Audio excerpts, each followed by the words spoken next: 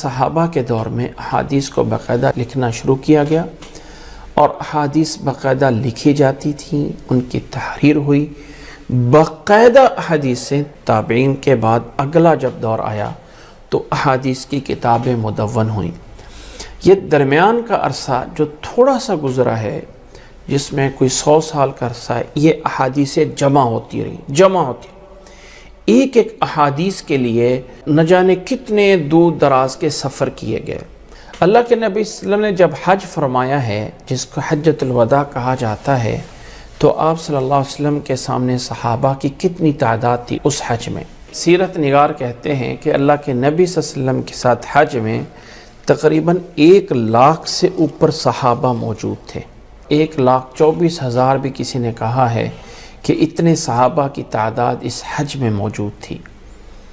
اللہ کے نبی صلی اللہ علیہ وسلم حج کے بعد واپس آئے۔ اللہ کے نبی صلی اللہ علیہ وسلم تھوڑے عرصے بعد اللہ کے پاس تشریف لے جاتے ہیں، اور پھر اس کے بعد جیسے جیسے جہاد ہوا، اللہ کے نبی صلی اللہ علیہ وسلم کے صحابہ بکھر گئے، دور دور تک بکھر گئے۔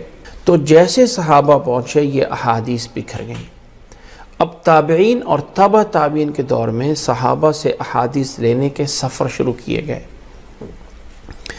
اب ان سفروں کے اندر آ کے ہمارے ہاں مشہور 4 ائمہ کرام آئے ہیں، جس ائمہ کرام کو امام ابو حنیفہ، امام شافعی، امام مالک اور امام احمد بن حنبل بولا جاتا ہے۔ سب سے پہلے آنے والے امام ابو حنیفہ ہیں، جن کو فقہی لحاظ سے مانا جاتا ہے۔ امام ابو حنیفہ رحمہ اللہ کے بارے میں کچھ لوگوں کی رائے یہ ہے کہ وہ شاید تابعی بھی ہیں، انہوں نے کسی صحابی کو بھی کسی کو دیکھا ہے، لیکن اس رائے میں بھی اختلاف ہے۔ لیکن امام ابو حنیفہ رحمہ اللہ نے اپنے دور میں اپنے ہاتھ سے کوئی کتاب نہیں لکھی ہے، ایک کتاب بھی نہیں لکھی ہے۔ ایک کتاب کے بارے میں اختلاف ہے کہ انہوں نے لکھی ہے یا نہیں لکھی ہے، فقہ الاکبر کے نام سے عقیدے کی کتاب ہے، کہ یہ بھی انہوں نے لکھی ہے یا کسی اور نے لکھی ہے۔ انہوں نے صرف آگے شاگردوں کو پڑھایا ہے، لیکن ان کی اہمیت اس لیے ہو گئی کہ حکومت میں انہیں چیف جسٹس کا عہدہ دیا گیا تھا۔ اسلامی ریاست کے اندر جو ایک بڑا جج ہوتا ہے وہ انہیں بنایا گیا تھا۔ جس رات امام ابو حنیفہ فوت ہوتے ہیں، اس رات امام شافعی رحمہ اللہ مکہ میں پیدا ہوتے ہیں۔ اس کے بعد امام مالک رحمہ اللہ آتے ہیں، سب سے آخر میں امام احمد بن حنبل رحمہ اللہ آتے ہیں۔ ان لوگوں کے منہج میں، دستور میں کوئی فرق نہیں تھا، سب کا مسلک ایک ہی تھا۔ کسی امام نے یہ نہیں کہا کہ مجھے ماننا ہے اور اس کو نہیں ماننا ہے، ایسا کسی نے نہیں کہا ہے، بلکہ ہر ایک امام کی یہ رائے، ایک قول مل جائے گا کہ اترکوا قولی بقول رسول اللہ اذا صح الحدیث فهو مذہبی، لوگوں میری بات حدیث کے مقابل میں چھوڑ دینا، جب صحیح حدیث مل جائے تو وہی میرا موقف ہوگا۔ یہ ان تمام ائمہ کے اقوال میں مل جائے گا۔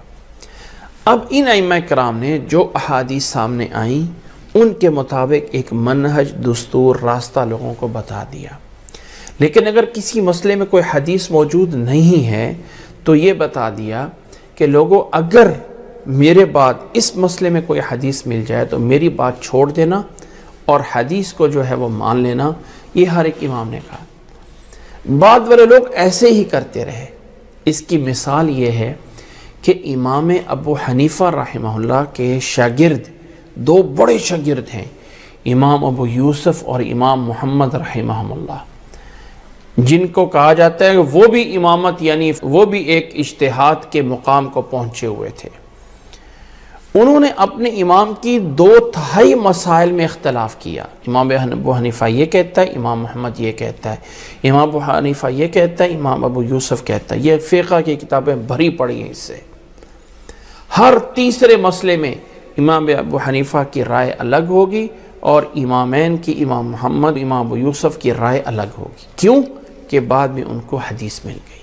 اب یہ اسی طرح چلتا رہا۔ ایک چھوٹا سا واقعہ میں بیان کر دوں، بات سمجھانا مقصد ہے۔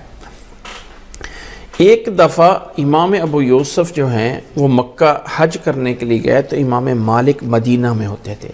مسجد نبوی میں امامت، مسجد نبوی میں درس حدیث امام مالک رحمہ اللہ دیتے تھے۔ جب امام ابو یوسف مدینہ میں پہنچے تو وہاں جا کے ایک مسئلے پہ بحث ہوئی کہ یہ جو فطرانہ ہم دیتے ہیں، یہ جس پیمانے پہ وزن جو وہ ٹوپا سا ہوتا ہے جس کو ماپ کے دیا جاتا ہے، وہ کتنا وزن اس کا ہونا چاہیے۔ امام ابو یوسف جو ہے وہ کوفہ سے تھے اور امام مالک جو ہیں وہ مدینہ سے تھے، اختلاف ہوا۔ امام مالک نے کہا میں اس مسئلے کا جواب صبح فجر کی نماز میں دوں گا، اور رات چند لوگوں کو کہہ دیا کہ تم اپنا گھر سے جو پیمانہ ہے وہ اٹھا کے ساتھ لے کے آنا۔ فجر کی نماز میں امام مالک نے چند لوگوں کو کہا کھڑے ہو جاؤ، اپنا گھر سے پیمانہ وہ ٹوپا وہ سا لے کے آئے ہو؟ انہوں نے کہا جی ہم لے کے آئے ہیں۔ فرمایا کدھر ہے؟ اس سے پوچھا کہ یہ ٹوپا کدھر سے تم نے لیا ہے؟ کہنے لگا یہ میں نے اپنے والد سے لیا تھا، فلاں بن فلاں میرا والد ہے، اور میرے والد نے فلاں بن فلاں سے لیا جو کہ صحابی تھے، اور صحابی اللہ کے نبی صلی اللہ علیہ وسلم کے دور میں یہ والا ٹوپا استعمال کرتے تھے۔ جب 2-3 ایسی گواہیاں دیں اور اس ٹوپے کا وزن لیا گیا تو امام ابو یوسف کھڑے ہو کر اعلان کرتے ہیں کہ اس مسئلے میں میرا موقف وہی ہے جو امام مالک کا موقف ہے۔ آج بھی اگر ہم کہتے ہیں نا کہ جی پیمانہ جو ہے اس فطرانے کا وہ 1 سا ہے، اور 1 سا تقریباً جو ہے وہ 2.25 کلو کے قریب ہے، تو کچھ لوگ اٹھ کے کہہ دیتے ہیں نہیں ہمارے امام کا موقف یہ ہے کہ وہ 3 کلو کے قریب جا کے، پیمانے وزن میں تھوڑا سا فرق تھا، وہ اس اختلاف کو لے کے آج تک چلتے ہوئے آ رہے ہیں۔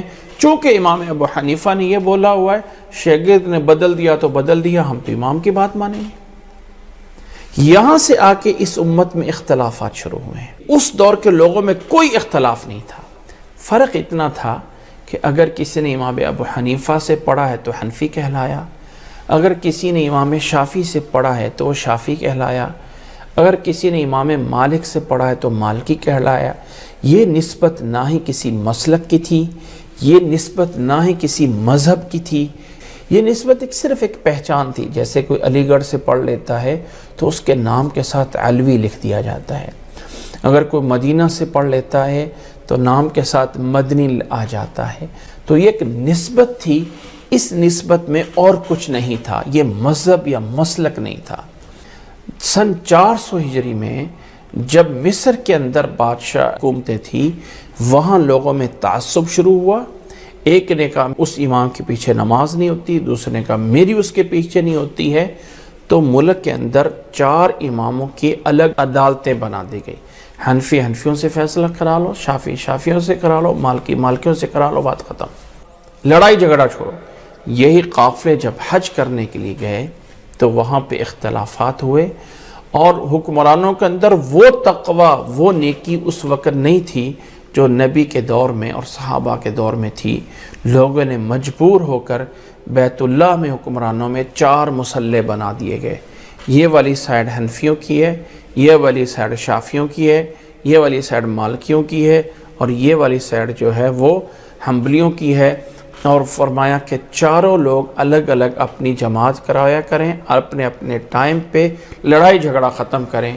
یہ سن 600 ہجری میں جب کعبہ کے اندر آ کے 4 مصلے بنائے گئے تو تاریخ اسلام میں، ہسٹری آف اسلام میں یہ ایک تاثر بیٹھ گیا کہ 4 مذہب برحق ہیں، باقی سارے کے سارے غلط ہیں۔ حالانکہ حقیقت میں یہ 4 مذہب بھی ایک ہی مذہب کا نام ہے۔ دیکھیں کسی مسائل میں چوائس ہو جانا، اختیار ہو جانا، یہ بھی کر لو اور یہ بھی کر لو۔ میں ایک چھوٹی سی آپ کو مثال دے کے سمجھاتا ہوں۔ امام مالک رحمہ اللہ کے ماننے والے ہاتھ چھوڑ کے نماز پڑھتے ہیں، وہ ہاتھوں کو باندھتے نہیں ہیں۔ کسی نے کہا کہ ہاتھوں کو چھوڑ کے کیوں نماز پڑھتے ہو؟ کہا کہ امام مالک رحمہ اللہ چونکہ ہاتھ چھوڑ کے نماز پڑھتے ہیں، ہم بھی ہاتھ چھوڑ کے نماز پڑھتے ہیں۔ دوست سے کہا کہ اگر امام مالک ہاتھ چھوڑ کے نماز پڑھتے ہیں تو امام مالک نے تو اپنی کتاب لکھی ہے، موطا امام مالک حدیث کی کتاب ہے، اور اس میں انہوں نے حدیث نقل کی ہے کہ دائیں ہاتھ کو بائیں ہاتھ کے اوپر رکھ کے نماز میں یوں پڑھنا ہے، تو وہ تو حدیث موجود ہے۔ تو جب انہوں نے اپنی کتاب میں نقل کی تو اس کو کیوں نہیں مانتے ہو؟ کہنے لگے کہ چلو حدیث انہوں نے نقل کی ہے، لیکن ان کا ذاتی عمل کیا تھا؟ بھئی ذاتی عمل تو ہاتھ چھوڑ کے نماز پڑھتے تھے آخری عمل میں، اب وہ ذاتی عمل میں کیوں وہ ہاتھ چھوڑ کے پڑھتے تھے، کس لیے پڑھتے تھے؟ ہر ایک امام پہ ایک ایسا دور گزرا ہے کہ اس پہ ظلم ہوا ہے۔ امام مالک رحمہ اللہ کو وقت کے خلیفے نے کہا تھا کہ تم اس چیز پہ فتویٰ دے دو کہ زبردستی کی طلاق ہو جاتی ہے، یعنی اگر کسی کو پر گن رکھ دی جائے یا تلوار اس کی گردن پہ رکھ دو اور بول دو کہ طلاق دو ورنہ تجھے مار دیتے ہیں، تو وہ بندہ اس سے اپنی جان کو بچانے کے لیے اگر طلاق دے دیتا ہے تو وہ طلاق ہو جاتی ہے۔ امام مالک نے کہا تھا نہیں ہوتی۔ جب نبی صلی اللہ علیہ وسلم نے فرمایا ہے لا طلاق فی اغلاق، تو ہم کیسے کہہ دیں کہ یہ طلاق ہو گئی؟ جب نبی نے کہا کہ طلاق نہیں ہوتی ہے، اس سے کسی سے جبراً آپ طلاق نہیں لے سکتے ہو، تو امام مالک رحمہ اللہ نے اس پہ فتویٰ نہیں دیا۔ تو وقت کے حکمران نے فتویٰ لینے کے لیے، چونکہ امام مالک کا فتویٰ آ جاتا تو بات ختم، لوگ مانتے تھے۔ مسجد نبوی کے اندر درس ان کا مدرس وہ امام مالک رحمہ اللہ، مسجد نبوی کے خطیب، تو نہیں فتویٰ دیا۔ تو وقت کے حکمران نے ان کو ہاتھوں پہ کوڑے مارے تھے، یہ ہاتھوں کی ہڈیاں جو ہے وہ شل ہو گئی، جو ٹوٹ گئی تھی، ہاتھوں پہ کوڑے مارے تھے، ان کے ہاتھ شل ہو گئے تھے، یعنی ہاتھ کے اندر جان نہیں رہتی، جیسے ہم کہتے ہیں نا یہ ایک سائڈ سے فالج ہو جانا، فالج نہیں تھا، ہاتھ شل ہو گئے تھے۔ اور ان کو گدے پہ بٹھا کے مدینہ کی گلیوں میں گھمایا تھا۔ پھر بھی امام مالک کہتے تھے من عرفنی فقد عرفنی فانا مالک ابن انس، جو جانتا ہے وہ مجھے پہچانتا ہے کہ میں مالک ابن انس ہوں۔ تو امام مالک رحمہ اللہ باطل کے سامنے جھکے نہیں تھے، اور وہ اپنے ہاتھوں کو اٹھا کے باندھ نہیں سکتے تھے، تو ہاتھ چھوڑ کے نماز پڑھتے تھے۔ افسوس ہے ان ماننے والوں پہ بعد میں کہ انہوں نے امام مالک کی ذاتی عمل کو نقل کر کے شریعت بنا دیا، اور جو کتاب میں لکھا تھا انہوں نے حدیث نقل کی تھی اس کو اگنور کر دیا۔ امام مالک رحمہ اللہ کا ایک ایسا دور بھی ابتدائی دور گزرا ہے جس دور میں خلیفہ ہارون رشید تھے۔ خلیفہ ہارون رشید نے امام مالک سے کہا کہ اگر آپ اجازت دیں تو میں آپ کی کتاب موطا امام مالک کو ملک کا دستور بنا دوں کہ سارے فیصلے اس کو دیکھ کے کیا جائیں۔ امام مالک رحمہ اللہ نے کہا نہیں، اس کتاب کے اندر کچھ میرے ذاتی اجتہادات بھی ہیں، میں پوری امت کو ایک شخص کا پجاری نہیں بنا سکتا ہوں۔ یہ ان لوگوں کے جذبات تھے۔ ایک بات دوسری سائڈ پہ اگر آپ آ جائیں، کیا اللہ کے نبی صلی اللہ علیہ وسلم کے بعد اس امت پہ کوئی ایسا انسان ہو سکتا ہے جس کو ہم کہہ سکتے ہیں کہ یہ انسان معصوم عن الخطا ہے، کہ یہ گناہ سے معصوم ہے، اس سے گناہ ہو ہی نہیں سکتا؟ کیا ایسا کوئی ہے شخص؟ چاہے کوئی ولی ہے، چاہے کوئی امام ہے، چاہے کوئی قطب ہے، چاہے کوئی ابدال، جو بھی مرتبہ آ جائے، لیکن عصمت کا درجہ صرف نبیوں کے لیے ہے۔ صحابہ کے لیے ہم کہہ دیتے ہیں کہ صحابہ محفوظ ہیں، اللہ نے ان کی حفاظت فرمائی، اگر ان سے کوئی کمی کوتاہی ہوئی بھی تو دوسری سائڈ پہ ان کی نیکیاں اتنی کہ اللہ نے انہیں معاف فرما دیا، اللہ نے انہیں رضی اللہ عنہم کا خطاب دیا۔ لیکن صحابہ کے بعد کیا کسی انسان پہ ہم یہ کہہ سکتے ہیں کسی کے بارے میں کہ وہ معصوم عن الخطا ہے؟ نہیں کہہ سکتے، نہیں کہہ سکتے۔ اور تیسری بات، کیا کسی ایک انسان کے بارے میں ہم کہہ سکتے ہیں اللہ کے نبی صلی اللہ علیہ وسلم کے بعد کہ اسے 100% حدیثوں کا علم ہے؟ بہت مشکل ہے کہنا۔ کیا امام بخاری کے بارے میں 100% حدیثوں کا علم؟ بھائی جتنے انہوں نے پتہ آگے امت تک پہنچا دی۔ سب سے آخر میں آنے والے محدثین میں امام احمد بن حنبل ہیں، یعنی ان متقدمین جو بڑے محدث ہیں ان کی بات کر رہا ہوں۔ اور امام احمد بن حنبل رحمہ اللہ نے اپنی کتاب لکھی ہے، اس کا نام ہے مسند احمد، اور اس کتاب میں تقریباً 40,000 حدیثوں کا مجموعہ ہے۔ یہ جو صحیح بخاری ہے نا، اس میں 7,000 کے قریب حدیثیں ہیں، وہ بھی اگر جو بار بار آئی ہیں ان کو بھی شمار کریں، اگر ایک حدیث ایک بار آئی ہے اس کو ایک ہی بار شمار کریں تو تقریباً ٹوٹل 2500 کے قریب حدیثیں ہیں بس بخاری شریف میں۔ تو مسند احمد میں 40,000 حدیثیں جمع کی، بلکہ یہاں تک دعویٰ کر دیا کہ جو حدیث میری کتاب میں نہیں ہے وہ حدیث ہی نہیں ہے، جو حدیث میری اس مسند میں نہیں ہے وہ حدیث ہی نہیں ہے۔ یہ کس نے کہا؟ امام احمد بن حنبل رحمہ اللہ نے۔ امام احمد بن حنبل رحمہ اللہ کا بیٹا بعد میں آیا، عبداللہ ابن احمد، اور اس نے کتاب لکھی زوائد مسند، اور کہا میں اس میں وہ حدیثیں درج کر رہا ہوں جو میرے والد اپنی کتاب مسند میں نہیں درج کر سکے۔ اللہ اکبر۔ یعنی میرے باپ نے وہ دعویٰ کیا کہ جو حدیث میری کتاب میں نہیں وہ حدیث ہی نہیں ہے، بیٹے نے کہا نہیں حدیثیں ہیں، اور ثابت کیا کہ زوائد مسند میں وہ حدیثیں بیان کر رہا ہوں جو میری اس میں نہیں۔ یہ کہنا کہ 100% علم آ گیا تھا، یہ بہت مشکل ہے۔